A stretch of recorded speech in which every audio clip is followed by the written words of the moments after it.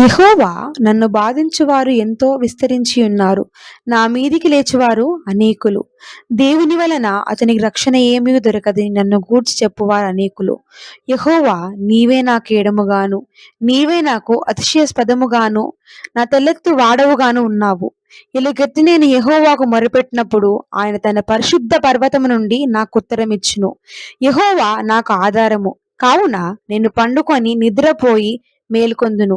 10,000 మంది దండెత్తి నా మీదికి వచ్చి మోహరించినను నేను భయపడను. యెహోవా లెమ్ము, నా దేవా నన్ను రక్షింపుము. నా శత్రువులందరినీ దవడ ఎముకల మీద కొట్టువాడవు నీవే. దుష్టుల పళ్ళు విరగొట్టువాడవు నీవే. రక్షణ యెహోవాది. నీ ప్రజల మీదికి నీ ఆశీర్వాదము వచ్చునుగాక. నా నీతికి ఆధారమగు దేవా, నేను మొరపెట్టినప్పుడు నాకు ఉత్తరమిమ్ము. ఇరుకులో నాకు విశాలత కలగజేసిన వాడవు నీవే. నన్ను కరుణించి నా ప్రార్థనను అంగీకరించుము. నరులారా, ఎంతకాలము నా గౌరవమును అవమానముగా మార్చెదరు? ఎంతకాలము వ్యర్థమైన దానిని ప్రేమించెదరు?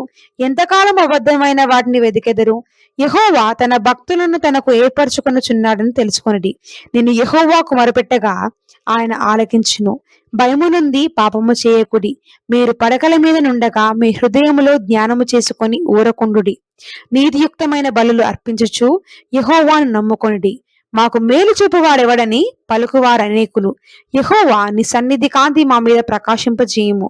వారి ధ్యాన ద్రాక్షరసములు విస్తరించినాటి సంతోషము కంటే అధికమైన సంతోషము నీవు నా హృదయంలో పుట్టించితివి. యెహోవా నెమ్మదితో పండుకొని నిద్రపోవుదును. నేను ఒంటరిగా నుండినను నీవు నాకు సురక్షితముగా నివసింపజేసేదువు. ఆమేన్. దేవుడి వాక్యాన్ని మన అందరి హృదయంలో ఫలింపచేయును కాక. ఆమేన్.